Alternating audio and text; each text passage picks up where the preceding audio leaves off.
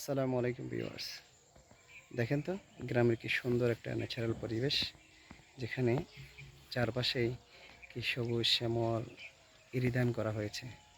আর মাঝখানে আমি দাঁড়িয়ে দেখলাম চারদিকের যে কি সুন্দর একটি পরিবেশ, যেটা লক্ষণীয়। সবুজ শ্যামল প্রাকৃতিক কি সুন্দর পরিবেশ, যেটা আপনাদের সাথে শেয়ার না করেই পারলাম না, এই জন্যই মূলত শেয়ার করা।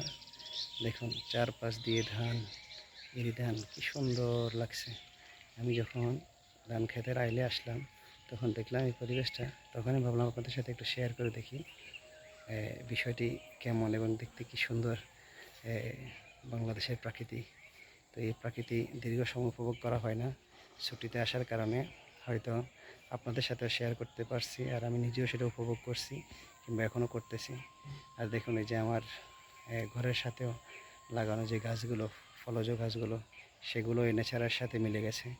দেখি কি সুন্দর পরিবেশটা, এক একটা আরেকটার সাথে কি অপূর্বভাবে মিলিত হয়ে কি সুন্দর প্রাকৃতিক পরিবেশটা তৈরি করেছে, যেটা আপনাদের সাথে শেয়ার করলাম। দেখা হবে ফির অন্য কোনো জায়গায়, অন্য কোনো প্রাকৃতিক পরিবেশে। সে পর্যন্ত আল্লাহ হাফেজ, আসসালামু আলাইকুম।